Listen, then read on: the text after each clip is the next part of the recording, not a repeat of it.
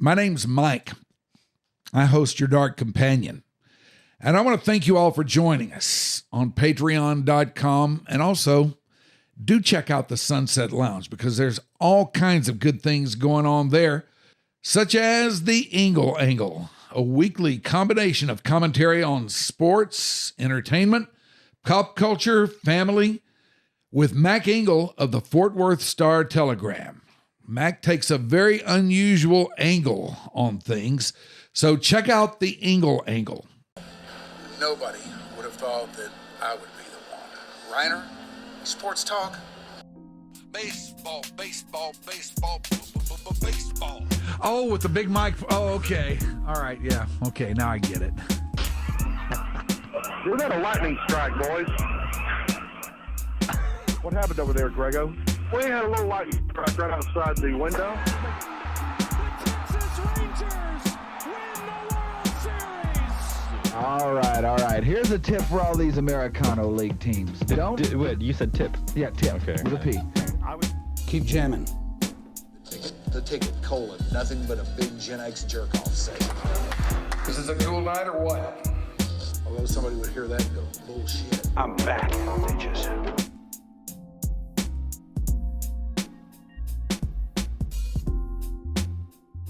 And hello again, everyone. It is another episode of Your Dark Companion. How are you doing today, man? Well, That's a rhetorical question if there ever was one, because number one, regardless of how you're doing today, I'm on the other side of the camera. You're out there in podcast land. You could tell me, but I'm not going to be able to hear you. I could tell you how I'm doing, but you probably don't care. So, armed with that information and against that backdrop, we play on. yes. We got the whole crew assembled in here today inside the nurturing biosphere of the mothership. And today we are getting into movies, TV, and film. Because with us today, we're joined by the noted actor, the great Brad Leland. Yeah. Thank you. Thank you, Yes, Ryan. sir. Thank you, sir. I don't know that, but It's good to have you in here. It's great to be here and to be with you today after all these years of sort of knowing each other in many ways. Yes. Yes, we have. That's a very nice friend's jacket you have. Thank you. This was a friend of mine who recently passed, and his wife and his parents said, "Brad, you're the only person that will wear that." And so I said, "Today I'm going to wear it because it's the second time I've worn it." Very nice. Thank you. Pulling Thank it you. off. Very Thank nice. you, But thank you. back Yeah, in the yeah. day, back in the 60s, Yeah. those were the coin of the realm. Yes. You were measured. I mean, your level of cool was measured by what your friend's jacket looked like. Some looked better than others. And if you had nice long fringe like that, you were golden. Yeah. Thank you. Cock of the walk. Yeah. Well, that's what I tried to be today. I'll never get that, but I'll try it. So That's what I try to be every day. And like you, I never achieved that. I've even wearing jewelry for the first time in my life. And my wife of 47 years, and she's an actor, and we met at Texas Tech 50 years ago. And I've never worn jewelry. I didn't wear a watch or anything. And she's been in a sort of her deathbed for a while time. She's been laying in the bed. And she came in about 4 or 5 years ago. I started wearing all this stuff. People gave me this, da-da-da. And I started wearing, and she was sitting there, and she goes, "What are you doing?" And I said, She goes, "Why are you wearing that stuff? You've never even worn a wedding ring." I said, "Well, I did. My finger got too fat for the ring." And she goes, "Well, I know that, but why are you putting all that stuff?" And I said, I remembered when I was fifth, in second grade. I said, "Well, we used to say, for to be cool." And she goes, "For to be cool? That's the stupidest thing I've ever heard." And I said, "Look," this was 5 years ago. I said, "I was 65 years old. And it's not another woman, and it's not a Corvette, so you ought to be happy." And she goes, "Oh, you got a point." She got a point. So, Hey, she wins here. That's right. So that's what I got. So that's what I'm doing now. And I've always been really weird with jewelry, too. Yeah, you did I just never have gotten the hang of it. When I was married, I didn't even have a wedding ring, let alone wear one, because I knew that that I wouldn't like it. You just fidget with it. You'd just be spinning it on your desk, and then you'd lose it and get lost behind a control board or something. If I have stuff like that, then all I'm going to do is fidget with it, and mess around with it. And you're absolutely right. Sooner or later, it's going to wind up where it doesn't belong, and that's it. That's so terrible. I hate when you lose it because you're getting used to it, and every day I take all this off, and then it's sitting on the little desk, and then one of them in there. The next day, oh, where is it? It's on the carpet. You know, this guy asked me, he goes, "Do you take all that stuff off every night when you go to sleep?" I said, "Yeah." He goes, "Well, you have to put it back on." I said, "Yeah, but how do you sleep with all this stuff on it?" You know? Yeah. So come on. So I had to take it off and try to find it every day. You wear a watch? I have never worn a watch. I don't wear, nope. Now, I have had a few dalliances over the years with watches, but I've never been able to make one stick. You probably remember watches that I've had. I remember, it felt weird. Like, should be wearing a watch just didn't feel right. Like, you've always been kind of at most, your jewelry is your readers. Yeah. And that's about it. That's right. And when you wear a very expensive watch, that's not cool because you will lose that or misplace it. Or scratch it. Yes, it's $150,000. Or somebody will take it away from you. Yeah. Yes, or yes. Pickpockets. Yes. So, just get one in New York and it looks like a Rolex. It costs $30, Well, that way, if a ne'er-do-well takes it from you, it's not a big deal. It's like you get another one. So what is life as an actor like these days? Well, what's going on out there? Well, as it's far as terrible. Working and stuff. Well, right now, now, are you trying to work right now? I've never retired. I've never retired. I've been, in fact, very lucky in the last many years of doing so many independent films after Friday Night Lights, which that series ran for 5 years, and so that we'll get into that. Yeah, well, that's true. But the whole idea is that now people go, all my buddies are 70 years old and they're business guys and stuff. When are you going to retire? I said, I'm not going to retire from playing. I've been playing my whole life, and I've been an actor since I was a little bitty boy, and I was an athlete, and I was going to be pro football player and all. And in Plano in those days, you could play 4 sports. In those days, you were on a state championship team. Yes, I did. We won, and my personal coaches were John Clark and Tommy Kimbrough, who the stadiums were named after in Plano, Texas. They were both great gentlemen, and of course Tommy Kimbrough's still alive, and I go see games with him. And John Clark he was like a mini Tom Landry.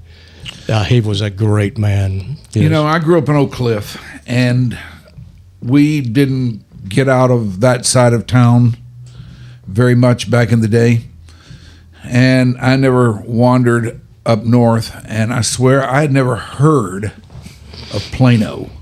I know this is going to sound far-fetched, but this is just the way things were back then, because back then, to get from Dallas to Richardson, you had to go through actual countryside. Yes, you did. Not a lot of it, but you had to go through actual countryside, and then up north of Richardson, there was Plano, and you had to go through even more countryside to get up there, and it seemed like just a little hick town, but football was what put Plano on the map.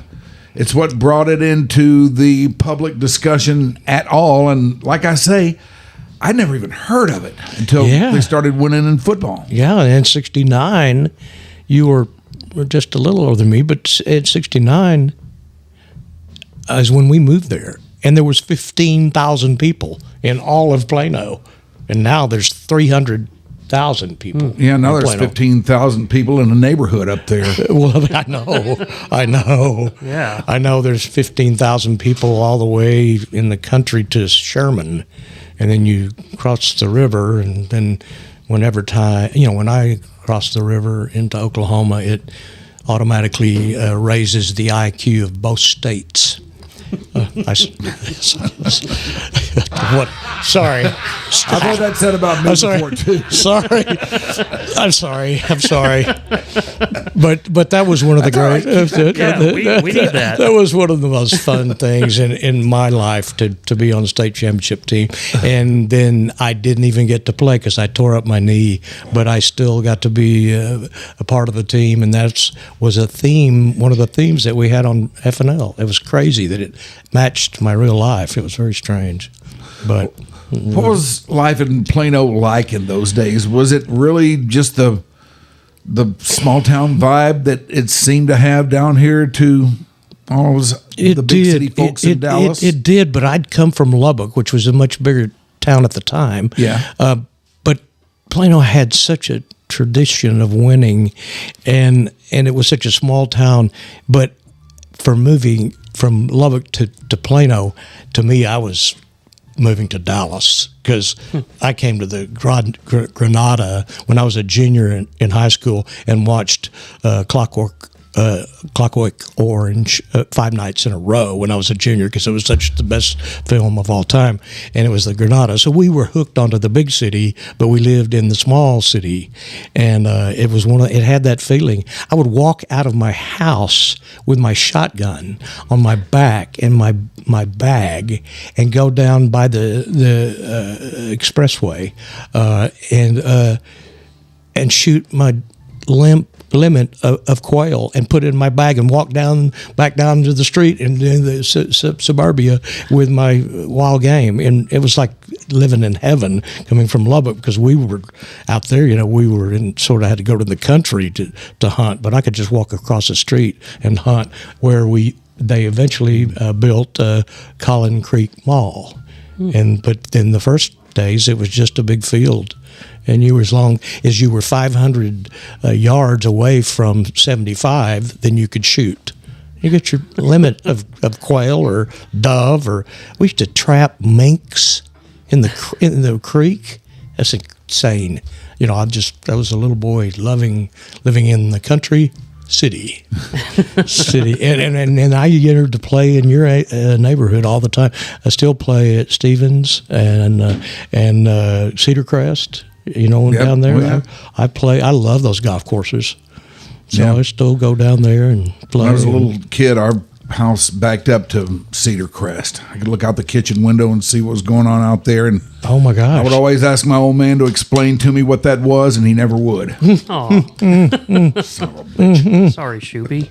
Well, that's right. You straightened it up, and it became baseball. Yeah, I did. So, So were you like a big when you stayed in Plano in 1972, or that make you a pretty big celebrity in school and everything? Well, no. I mean, I did the leads in the musicals and in the choir, and I could be. Oh, so you played football and you were in acting too, huh? Yes, and I did. I was on the basketball team, and I played golf. Only just those 3 sports when I came to Plano, but played 4 sports in Lubbock. But I had to drop something, and it was baseball, which I probably should have not. I liked it, but I just shouldn't play it. But it was great to be. I started acting when I was a little boy in Japan, and it just one of those things that was always in my blood, and I didn't realize it. But I was always just a ham. I was the original Johnny Knoxville. Because I would do anything for money, and in those days it was not very pleasant. Many times the things that I would do, but class clown. Oh yes, absolutely, yes. And we got to know what you did. Yeah, I was one time in the math class. We were in an annex outside the building, and one of those little trailers that you sit while they're building your building, and we were in the math class, and they said all these crickets were in there, and so they said, and I said, well, I'll eat one, and they gave me about 50 cents for cricket, and I ate a whole pie of them with the whole class with the teacher there. He didn't care. It was like, come on, Brad, you gonna eat those? And I was just eating them, for that money, So I guess that's a class clown. Yeah, that's kind of a class clown. I think so, yes. My God, it was terrible. Yes. Or I don't know. Maybe that's just the guy who would do anything. Well, I did. One time we on a choir tour, and we were in Tennessee, and we stopped at this Toddle House, or one of these, the breakfast places where they have all the maple, all the different syrups, all these flavors of it. And in high school, and we were on a bus, and a big nice bus, and we were the touring choir, and we were eating these pancakes, and I decided for money, I'll drink a carafe of blueberry syrup.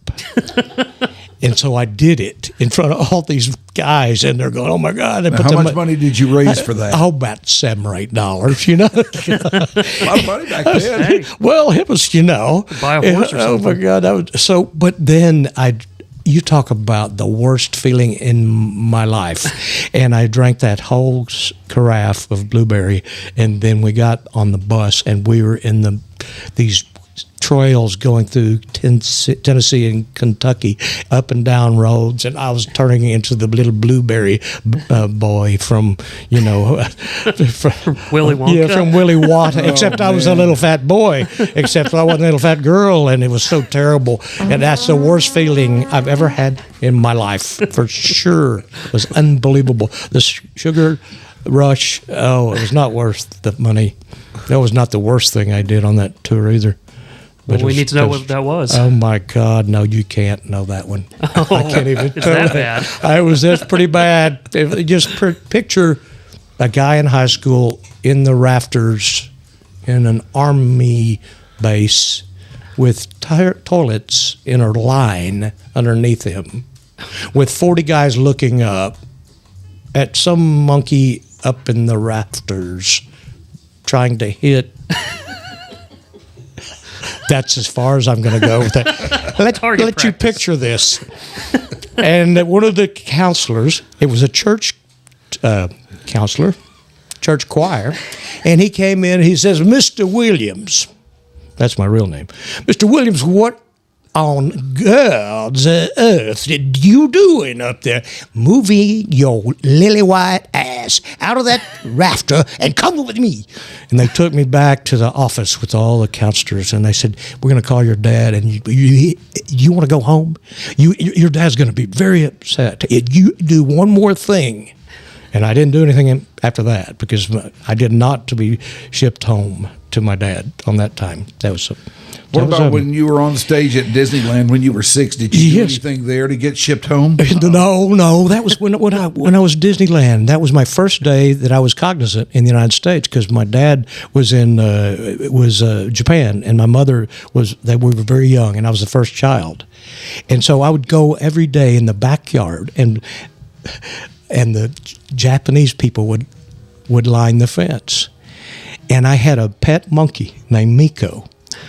And I was 2 to 6 years old for 4 years, and I would play with that little monkey in the backyard, and it was a real monkey. That was a pet monkey, right?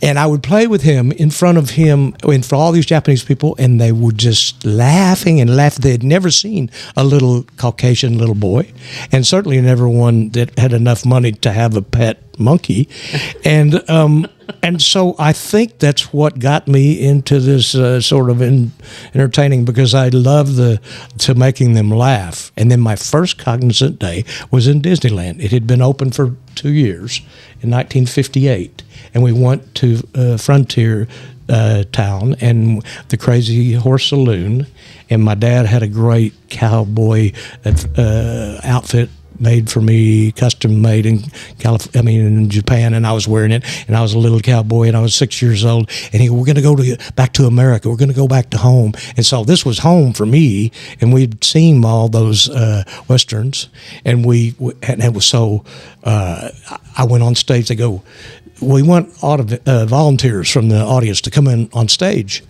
And my grandparents came from Lubbock, because I was the first child, and my parents were sitting there, just the four of us were sitting at the table, and I ran up on stage and I sang Davy Crockett, King of the White Frontier. Yeah. And I sang that, and there was a little clap, and the only thing I knew was a little Japanese bow. Little cowboy, 6 years old, doing a little Japanese bow. And I came back to the table, and my grandparents had never even seen me when I could speak or anything. And my parents said, well, what the hell was that? And I said, that was fun. And that's what, I think that's what flipped the switch, I think it did. I really did. I think the formulative days are really formulatic, and they can be. I think that's true. Well, I'll tell you, you have got a list of things that you have been in. Yes. That would absolutely stun a mastodon. I mean, if the idea of doing what you do is to get out there and actually work. Yes. If you haven't accomplished anything else over the years, you've done that. Yes, sir. I've been very lucky. I've been very lucky to do so many different characters. And the first agent that I got was down in Deep Ellum. I was doing McMurphy from Cuckoo's Nest, and I was playing that role. Yeah. And one of the first agents in Dallas saw me, and he goes, do you want to do film and TV? And I said, well, yeah, I've been training for it for 10 years. I've done 100 plays. I want to be an actor in the movies because they pay a lot more money than stage. And so he goes, well, I'll sign you. And I said, well, if you get me in to see these casting directors. But that was how, and you know what? That was so incredible because the guy who played against me, who played the old man, is Tracy Letts, who is extremely famous now. And he won Tony with his play in New York, and he's been a great actor. You'll see him all the time now, playing leads. And he was playing the old man, and he was 19, and I was 29 playing McMurphy. But that's off the subject, sort of. There is no subject. I was going to say, we don't have subjects here. Okay. Yeah, the subject is whatever you think the subject is at a given moment. Yeah, it was right next to Adair's in a place called Deep Eddies, I think it was called Deep Eddies. They did a lot of cabaret and music and stuff. It was right next door to Adair's. And we'd go to eat a hamburger there, then go back to rehearsal. Oh, my goodness, that was Adair's crazy. on Cedar Springs? No, when they moved it to Deep Ellum. Oh, okay. Yes. Okay, yeah. But I remember when it's Cedar Springs because they had those, we call them Tulili bombs, took the ceiling. Yeah. But with their little pieces of napkin that were stuck, and there were little stacked lights or mites, whatever you call them. Yeah. Yeah, but they had, the city made them go away because they would fall into people's beers. It's like, you can't do this anymore. The Adair's is going away. It's so crazy. It's crazy. Well, you have done just about everything, haven't you? Oh, well, yeah, I'm sorry. You've got a lengthy list of credits and things that you have been in. Yes, sir. And before we get to the big ones, and another one that you were in that maybe not have been so big, but it was one that I really, really liked. Oh, you liked one? I liked a lot of them. Okay, thanks. Okay. I just want to blow by some of these, and if you've got an anecdote or two about all of them, tell us. Okay. Because all right. These are the ones that kind of jumped out at me. First of all, you've been in Dallas, right? That was my first union job, my first big check, and that's when I became a professional actor after I'd been on stage for many, many years and done a lot of that, but that was my first job on Dallas, and I did play, and in those days, they let you play different characters each year. Oh, really? Yes, and I did that on Walker, Texas Ranger. I did 7 different characters over 9 years, and they were always bad guys, or one time they weren't, but also different characters. And they would let you do that, or when you weren't a main player, you could come back as another character. So that was my first show, Dallas. What do you remember about Walker, Texas Rayleigh? Well, Texas Rayleigh. Yeah, we talked about him too. Well, Chuck, oh my, that's the only time that I've been taken to the emergency room from a set because I was playing a boxer, and Chuck was a great stunt guy, and he was, of course, a real fighter. But with him, he and I were always rehearsed, and it was a dance and a choreography of the stunt and stuff, and I always wanted to be my own stunt guy, and his stunt guys did not really like that much because that one of their buddies didn't get that job because that young actor thinks he can do it. And so I was doing it, and this stuntman who was Chuck's double was in the scene, and the close was up on me, and he clocked me really hard in the head, and he just opened it up.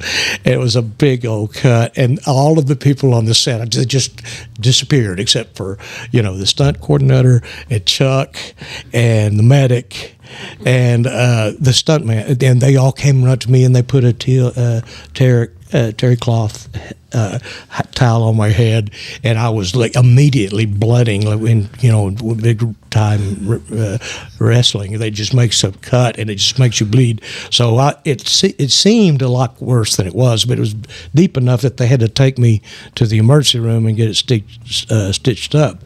And so they were taking me to Baylor because we were in Deep Ellum shooting, and they're taking me to Baylor, and it was when it was before cell phones, but we had one of those big huge phones. Yeah, those phones. It's like about a brick, like this guy. And so I called my agent and I said, they're taking me to Baylor to the emergency room.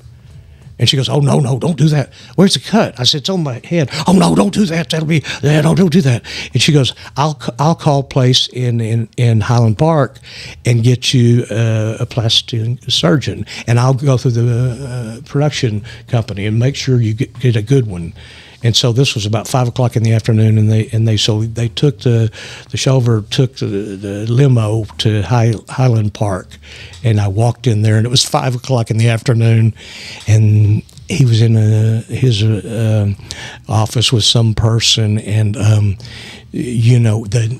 secretary was up there. She goes, "Oh, you, Mr. Leland? We're waiting for you. We know we're going to take care of you and all this." And all. She goes, and so she goes, "What would you like a Valium?" And I went, "Okay." And so she gave, and I still had cloth on my head, and she goes, "Okay, well, here, come into this room." And she put me in this beautiful barber chair and those padded things, and would you like some music? I said, sure. And she gave me, well, what do you want? And she got some headphones, and I picked my music, and I had a Valium. She goes, would you like a drink? I said, what? And she gave, I said, we got. She goes, anything you want? And I said, okay, I'll have rum and Coke. And she goes, do you want a lime? And I said, yeah. And so I'm a Valium in the real doctor's office on a Valium and music, and it's dark, and I'm comfortable. Some kind of swinging doctor scene. Oh yes, dude! I mean, that was a really cool guy. He's Highland Park, and he was more for the women augmentations, and so I was in this dark room, and in the side of the door, it was open. This in the adjoining room, about this far. And I'm sitting there on a Valium having a rum and Coke, relaxed and listening to music, and I look over here out of the dark room into a adjoining room which the lighting is on. And there's a woman standing there, right perfect profile, showing him what is going to be fixed or repaired or something. Augmented. And so I just going, this is unbelievable. And then the door never shut, and the light went off. And then about 10 minutes later, he came in there and goes, oh, Brad, how do you feel? I said, well, I feel really good, dude. This is a great experience. He goes, let me see your head. Oh, we're going to put a bunch of plastic, bunch of little stitches, about 22 stitches, little ones, but they're going to be in the crease. And this big. And he goes, and I said, that room right there with the door open, did you realize it was open? He goes, oh no, I didn't. I usually shut that. Those were nice, weren't they? That was my experience of being hurt on a set. And that was Walker. So that was a pretty good day, actually. And then you got written into your contract to get punched in the face every single show since. Oh, my God. And his wife had been at the same country club that I grew up in in Lubbock, and he had 4 kids, and we knew each other. It was a very small world to be that big at the time. So, whatever. Yeah. So that was that's a long story about Walker.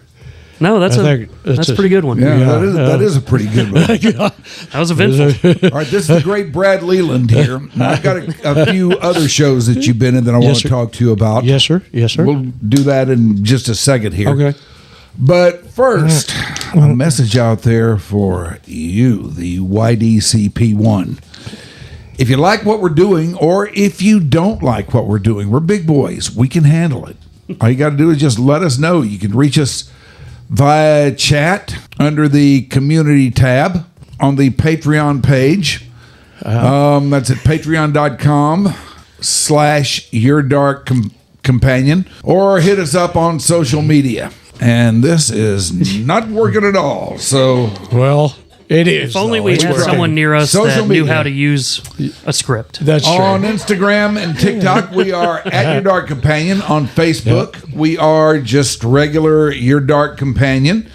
On X, we are at YDC_DFW. Tell your friends, tell your family. We are out here on Patreon, Spotify, and now catch special episodes of YDC and What's on Mike's Mind on YouTube. There you will find us at the Old Gray Wolf 16. And don't forget to check out all the casts on the Sunset Lounge at patreon.com/Sunset Lounge DFW, such as, I don't know, Ziggy and beer.30.com sports. Nowhere close. Good Lord. He'll talk to you about college football. He'll talk to you about betting, all that kind of stuff. Ziggy is your go-to guy for that. Oh, that sounds like Louis. It does sound like Louis. Oh, I love Louis. I used to love Louis, man. You mean Louis? Are we talking about the Louis? The Louis. And I was a regular there for many years because I worked downtown, and that was on the way home. Louis, I was a great guy. He really was. Cool times, wasn't Yes, sir. But what I would hate to try to remember everything that you just said. How you do that? I don't know how you could remember that. An actor can't even do those dots. Well, I couldn't remember it. I was trying to read it. And I couldn't read it because things weren't going fast enough. Oh, God. It's probably my fault, not yours. This is not going to land at your feet. It's going to land at mine. It won't be here till next week. And anyway, I had to bail out on that and pick up the script, the printed script, which meant I was going to have to look up at that, look out at the audience, look down. Oh, God. And find my next few words and all that stuff. I think you nailed it. You think I nailed it? Yeah. Thank you, Shoopy. You're welcome. Thank you, Shoopy. Yeah. That makes me feel better. Brad's about jealous the of whole your thing. prop it's skills. So cool that you can do that because it's so hard. Now the cameras are better because they just can keep rolling and they don't have to cut, and you can just call for the line and they just keep rolling, and so the actor doesn't have to do anything now except just say it. Do you memorize your lines at all? Or? Oh yeah, you have to. Figure. You do, but not you. Used to really have it down. You've always got a safety net. Now, what's my line? Oh yeah, I'm right back to it. Okay, that's what my line. You know, so it's a lot better now. It's easier. But that's awesome. How hard is it to have to jump out of character and ask somebody what your line is, and they tell you, and then you get right back into it? Mm-hmm. That seems like that would be one of the many big challenges about what you do. That is only because it's embarrassing for me to forget the line. And so once I get past that and go, hey, I don't even have to remember the line. I could just call for it, and then I can come right back to this mic and right to this mic. I can right back. So the character will remain this. It's not hard for me. It's harder to learn the lines than it used to be. That kind of happens. Yeah. Yes, sort of happens. Now, I see that you were in a couple of shows more recently that I used to watch quite a bit, and actually, I was really, really fond of one of them. That would be Veep. Oh, yes. Oh, yes. Oh, my gosh, Veep. It was so much fun. I loved Veep. I did, too. I thought that she got pretty dadgum nasty at the end where she used the word every day. I mean, she would say it every day. I mean, it's kind of weird when a woman who's the vice president is saying S my D every third line. You can say it if you want. Yeah, well, I've never said that. All right, well, don't start here. Okay, I mean, you can if you want to, but if you never said it, don't waste that first time here. Okay, wouldn't be. Okay. But I love that show. God, you talk about stories. Oh my God, because we're trying to do a satire about our politics and our government, and we were at the Ritz-Carlton in Washington, D.C., and they put the actors there. And all the real politicians were staying there too, and their lawyers. And we were trying to do a comedy and a satire about these people. But we were much more serious and much more intelligent and more. They were the most ridiculous waste time of people I've ever. Every breakfast, they would have a meeting and talk, and do nothing. And then they'd go to the offices and do nothing. And they'd have a meeting at lunch and they'd talk, and do nothing. And they'd go back to their offices in the afternoon and do nothing. And then they'd have a dinner with this person and they'd talk, and then they'd go out and have drinks every single day. And we're trying to do a comedy about them. It was insane. And then here recently, when the election started going, my wife calls me and goes, "Hey, did you realize you're on the news right now?" I said, "What news?" She goes, "CBS, NBC, ABC. I said, "What?"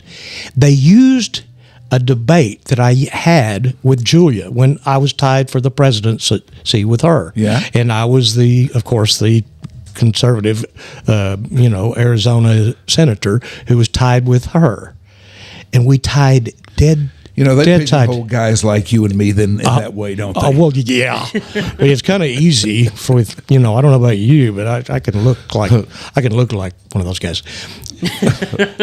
So anyway, she goes, "Oh, they're comparing, they're using your debate that you have with Julia in this scene where it was supposed to be a joke, and we were just bantering back and forth, and they were using in the news as it was real news, and it was really intelligent compared to what was happening in the real world. And I thought this is an example of how crazy that show was and how our real shit show is the one that we live in. Oh, I just love that show, though. Oh, I did too, and I got to be with so many people. Oh, Dr. House, and Julia is just a beautiful person. She is such a great producer, director, tireless actress, thoughtful. She's a great person, and whether we disagree on anything political, it doesn't matter. She's just a great person. I'm a big fan of hers. Oh, she is. She's so fun. What about about The Leftovers? Now, this is not one that I really got into that much, but I watched a little bit of it, and I know a lot of people who did watch it. Yes. Another time when I was a congressman, and I was from Texas this time. You're getting a little bit stereotyped here, aren't you? Yeah. The Congress thing. I think and when they tell me that I look like one of them, it really is insulting. And when I tell you who it is, you're going to go, "Oh, you kind of look like him." And don't tell me that, because I don't want to hear it. All right, who do they tell you you look like? Cruz. All right. I want to insult him. Okay, that nose. I mean, he looks like Grandpa Munster. And I can do that. I mean,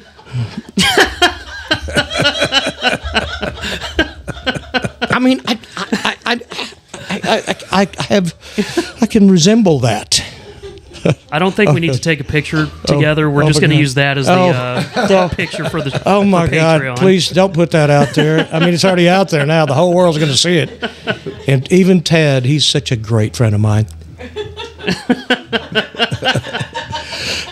Of course he is. If you say it on a microphone, it's true. Yeah, That's right. That's right. Everything comes out. We have evidence here. Yes, we do. God. So yeah, Leftovers that was cool too. It happened a week that was one of the hardest weeks of my life.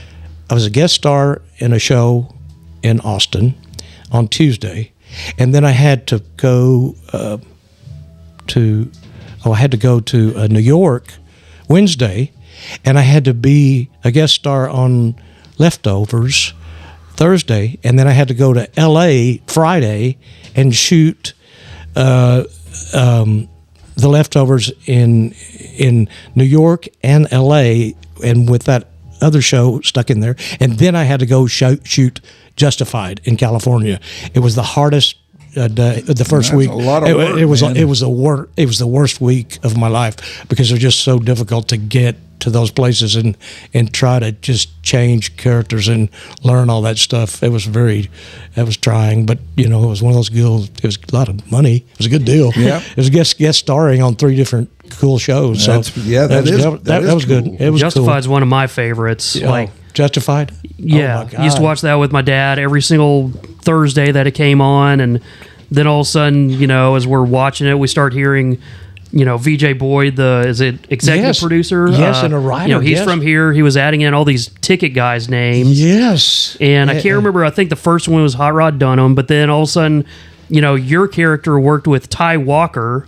Yes, Ty Walker. Yeah. Ty Walker. There was a Seabass. There was a T.C. Fleming. A Kemp. And me, I was a dead guy on the show. Yes, that's true. He used all of you guys' names and some so references that were so cool. He was a great guy. And, he was a great guy. I remember that. Justified. That was a Southern Shakespeare, and that was very difficult to remember because they wanted those words to be letter perfect, and you could not really adjust that much because it was so well written.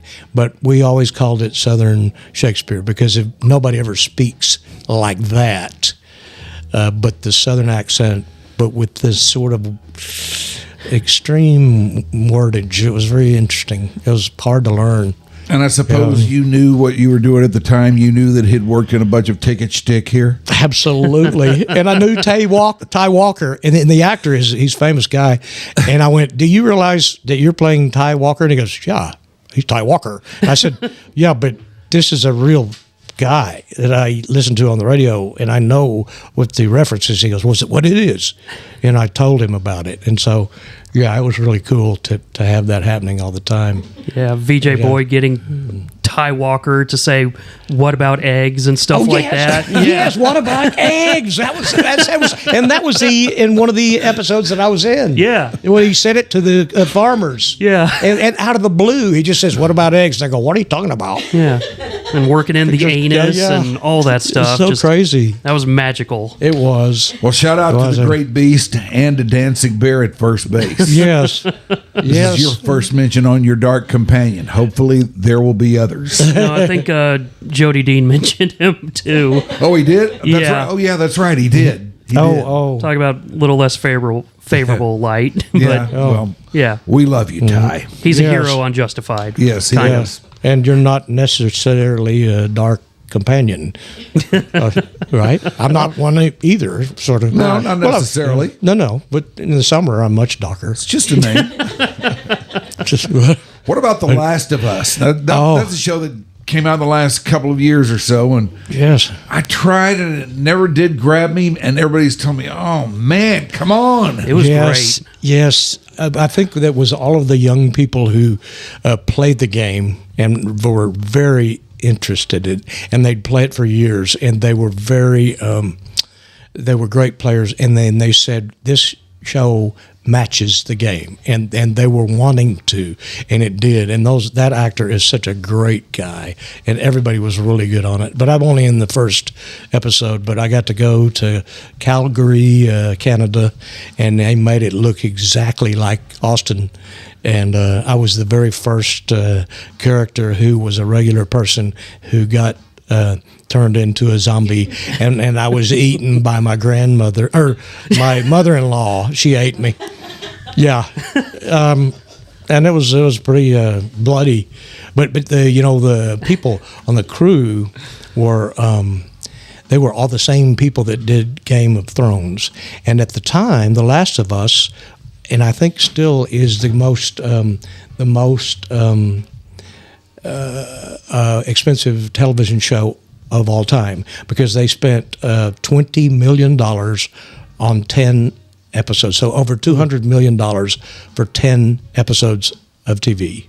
And they were an hour each. And you could tell that they were spending that money because everybody there was so professional, and they were all very good at what they did, and they were very prepared for everything. And so it was really cool to be a part of that show because it was built in. That's why they could spend that much money, because they knew had a built-in audience all over the world of these gamers. Yeah. And that's, I think, why. But I've never been a zombie person watching those very much. So, all right, I'm going to save the big one to last, but before we get to it, yes, I loved Deepwater Horizon. Oh, yeah. What was that like? Well, that was like that was one of my dreams came true, because Kurt Russell was, he was only 2 or 3 years older than me, but he was an idol for me my whole life, because he was a little California actor. When I was a little boy, he was like an actor, and so I wanted to be like that. And then I got to work with him on that picture, and we got to be buddies, and we were in New Orleans for 3 months, and so I was with Kurt. And his wife, Joe Goldie was not there, so we'd go to eat and have some wine every night. And he was just a great guy. And then, of course, being with Mark Wahlberg, who's impeccable. He's the most disciplined actor I've ever met in my life. And he's always word perfect, even in rehearsal. And he's very serious. He's a swimmer player, too, a golfer. And so he had a little setup on the set, and it was a beautiful set. And so he wanted to be competitive. We'd be off the set, and we'd play golf against his video screen, and it was a really cool one. And so he hated it that sometimes I could beat him, and so because then I'm much older. But anyway, but then another cool thing, of course, Pete Berg. He'd been my director about 4 times. I did Hancock with him, and some. But he was so sweet to me. And then John Malkovich, who is so peculiar, and we're almost the same age. And he had always been a famous actor, but he was always doing these French films and all these plays, these characters that were so, odd, and the voice and all that stuff. Very high-minded stuff. Yeah, yeah. And I thought, I love it, but but it's very weird. That was just kind of his bag. Yeah. And I thought, well, this guy, he's going to be so intelligent, and he's so foreign language and all this stuff. And I found out we went to college at the same time, and he was in Illinois or Iowa or someplace, in some Midwest college, and he was in the theater there. And in college, we were doing the same plays and playing the same characters. And we are so different in every way. And I thought, John, and he's going to be so intelligent. We'd be talking about basketball games and sports, and we'd be hanging out on the set. And he was like a guy that I grew up with, and he was not the person that I expected him to be. He was just a regular guy. He was a sports guy, and he loved food, and he was also impeccably prepared all the time. Yeah. He was great. He was great. But it was weird that we did the same characters in college. It's crazy. Now, your big one, the thing that you're probably most known for, is playing Buddy Garrity on Friday Night Lights. Yeah. I can see very easily how you would fit into a role like that, a guy like you would. Yep. But how did you go about getting that? How did that work that you wound up there? Well, in the picture, in the film, I did an audition in Austin, and it was the Omni Hotel. And Pete was walking through the lobby with his entourage, and I knew they were going to be shooting Friday Night Lights, the film, and for many years I loved that book. I knew about the book and the story years and years before, and I thought this should be the greatest sports main of all time, but not as good as 12 Mighty Orphans, which is the greatest sports story of all time, in my opinion. But anyway, so I was walking through the hotel, and I was down in Austin shooting something else. I told my agent, I said, I want to be Friday Night Lights because I wanted this picture. And she goes, well, you don't have an audition yet. And I said, well, Peter is here at the hotel. And she goes, well, maybe you could get his attention or something, or maybe you can just talk or meet him or something, but I'll call you if you get an audition. And I was walking through the lobby, and he was walking through the lobby with his entourage, and I was by myself. And I just walked by him, and I knew who he was, and I had not been cast by him in anything at that point. But I looked at him, and he just did a a take on me, and he goes, and then he just went like that, and he went like that, and he kept going. My agent called me an hour later, and she goes, he wants to see you, the audition for this part. And I said, what, just now? She goes, yes, I don't know why, but he is.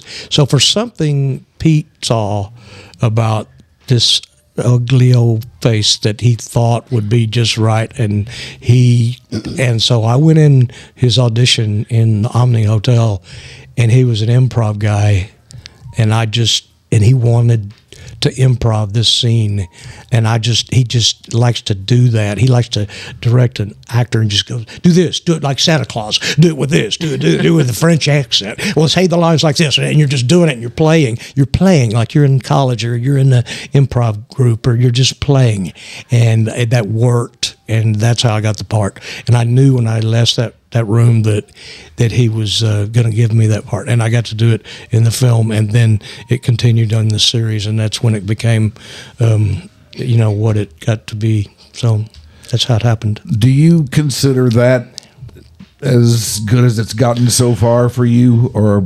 is there something that maybe is a little not quite so well known, but that you like a little better, or is a little bit more meaningful to you? I got to tell you something, Ryan. Here's the thing. When Friday Night Lights and Buddy Garrity is one of the things that made me so recognizable and all that.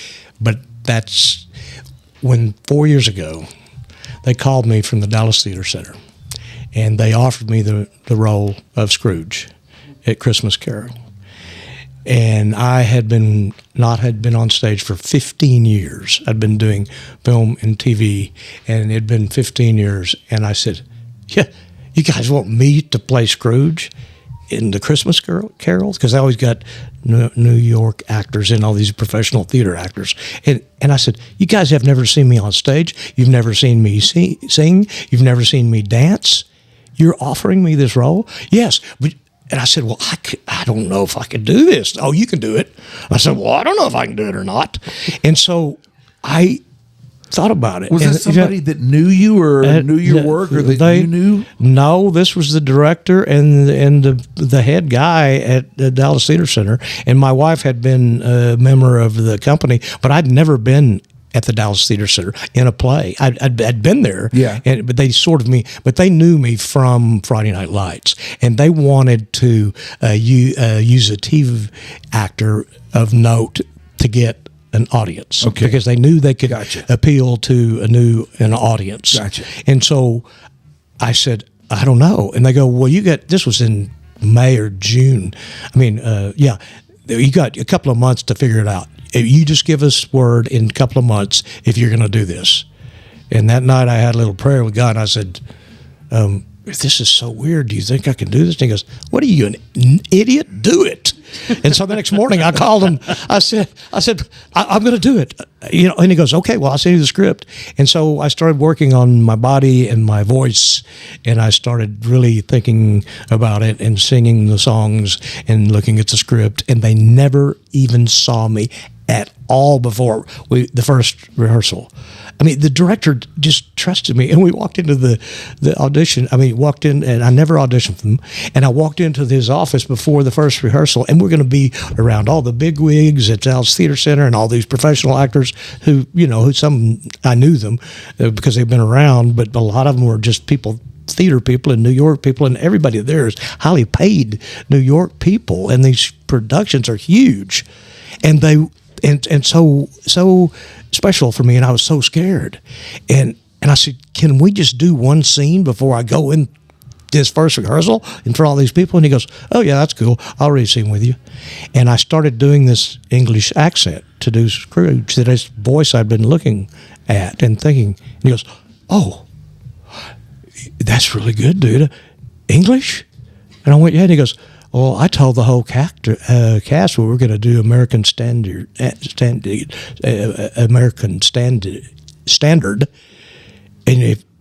now I'm going to have to tell them we're going to do it in English. So in first rehearsal, he goes, oh, well, Brad, we'll learn this in English, so we're going to do it in English accents. And they were like, you asshole. Why did you do that? And I thought I was supposed to do. But that, Mike, was the most incredible experience of my life because it was so hard to learn. And I was up and down that stage 35 times. I did 55 performances in 30 days. 55. Wow. And I was up and down the stage 35 times every performance. Down, up, and the bed, and on the knees, and all this, and dancing and singing. And it was when I finally learned it. It was so scary, but when I finally learned it, then when the grand drapes opened, and I knew the first line, the first word, I stepped out there, and I never thought about the lines or the actions or anything because it's so embedded in me that I just went, now I'm going to take a ride. And it was like a game when it's, because there's no going back, and there's going to be strange things happening, but you just are living in that place which I'd always wanted to live.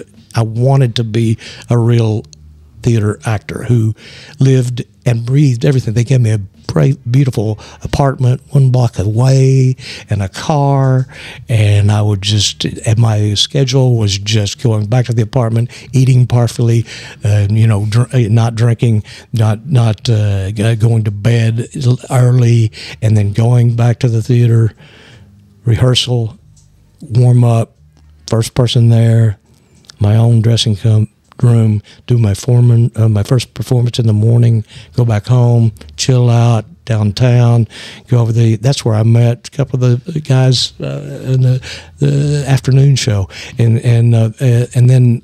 then I would just go back to rehearsal. About tonight, and warm up and do the night performance, and that was what I'd always wanted to do my whole life. Just a professional actor, which that's all he had to worry about. You have to worry about anything else except doing that show. And so for that short of time, now if I had to do it for a long time, for months and years like some people in New York do, I don't know. I've never done that. But that was as close as I ever got. And that was the most rewarding experience I've ever had in my life. And we sold out every performance. So 500 people at Christmas time who bring their families. Yeah. And everybody loves the show because it's one of the great shows, and it's such a celebration. And so every audience is a standing ovation. So you just get this exhilaration twice a day where you're getting a standing O, and you're, it's so incredible. It's just like winning the state champion 2 times a day, for 55 performances. And so I it was one of those things where the pain and the learning makes you. That's when I learned about, sometimes the hardest things make us better. They do. Pain is, grow when we are in pain. When we are just status quo, we're not going to go anywhere. But those mistakes, those failures, that pain makes us stronger, or you give up. Yep. What are you going to do? One or the other. Yeah, one or the other. And I've never been brought up to give up, even though I wanted to so many times. Oh my God. Especially during that rehearsal, I was going, oh, dude, I'm so behind. And the whole cast would be looking at me like, is this guy going to ever pull this off? He's not ready. And the director was he goes, Brad, all of my Scrooges are like this. You're okay. You're going to have it. You're going to have it. But boy, it got right up to opening night before I ever got it. It was scary. So do you have anything coming up that you're looking at doing or anything like that you need to tell us about it that you'd like to promote? Or let's make sure you get a little something out of this, okay? That's okay. Yeah. Leroy right now would like you to see Leroy. It's streaming right now on which one? Amazon Prime. It's called Leroy, L-A-R-O-Y, Texas, and Steve Zahn is in it, and Dylan Baker, and it's just a great, very black comedy, black thriller, very dark thriller. It's dark. It's not black. It's dark. I like dark. So it is dark. It's dark, and this is very Coen-esque, and it's one of these thrillers that you cannot figure out, but it's a great picture, and it's an indie. We won in New York, we won in France, and you can watch it right now. And there's another one that's much GP, and it was with Bruce Dern. He's 90 years old. I'm usually the oldest. Bruce Dern? Yes, it was in it. Wow. He's still acting, and he can't walk very well, but he still is lucid, and he's a beautiful man, and he's so excited about being in with all these young people. I was like, oh, you're a young dude. I said, I'm 70. Oh, that's nothing. You got 20 more years. I was like, oh, God damn. So anyway, he and then Thomas Hayden Church is the lead in it, and the young boy is a new. He's a big star now, and he's a very good younger man. He's from Outer Banks. You know who he is. All the women love him. And so this is called Accidental Texan, and you can watch it also on Prime or Hulu or something. And then I've got 4 movies that are coming out this summer, and they're indies. One was called The Butcher, and it's an old Western. I got to be back on a horse again and play a cowboy, which I've been wanting to do that for years. I got on a horse. And then I did a modern rodeo, where I was the Jerry Jones of the Fort Worth stockyards, and it's a great movie. It's called Daisy, and it's about a woman who is a bull rider, a pro bull rider, and it's called Daisy, and it's going to come out this summer. And I love doing that because we had very similar to Friday Night Lights, because we shot in the real rodeo, and the pro bull riders would take a break, and then our stunt people would come in and shoot the scene. And my co-star in the movie was the woman who was my lover in Friday Night Lights, and she's very, very famous. And so it was great to be with her again. And she was the blonde in Fletch. Yes, she's great. She's been an actor, a New York actor, since she was a teenager. Yeah. And so anyway, she was the lead in that. And then I just did one.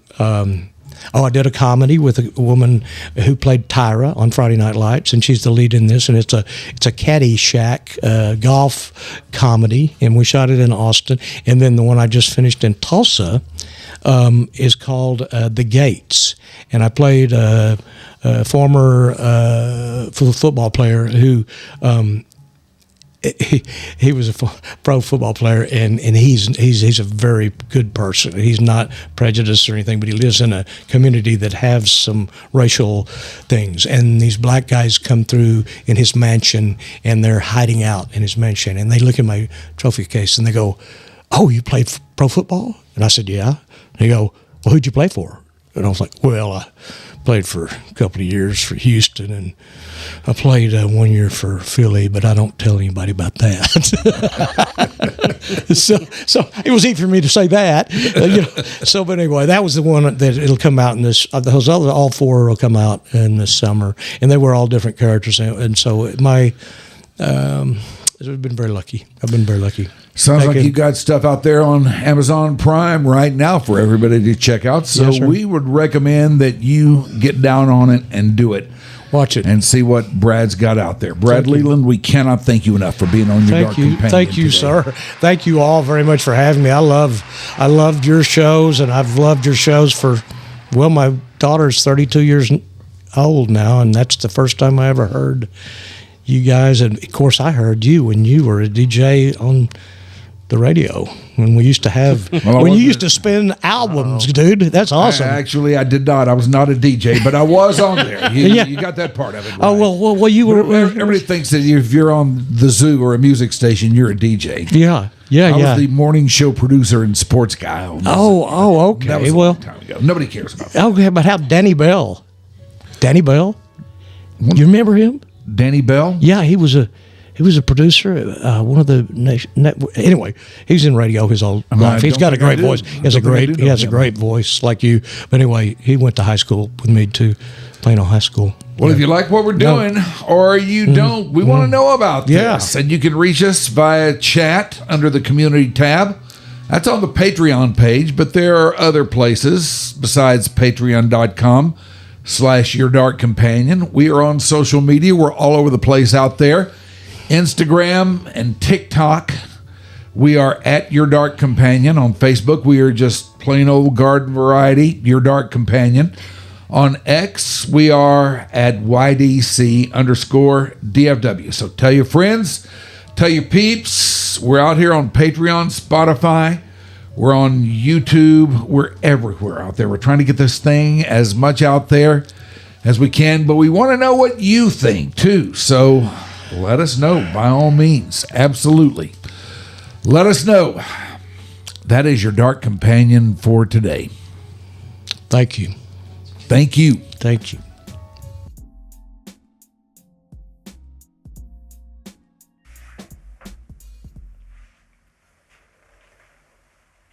All right. I'm going to go take my pants off.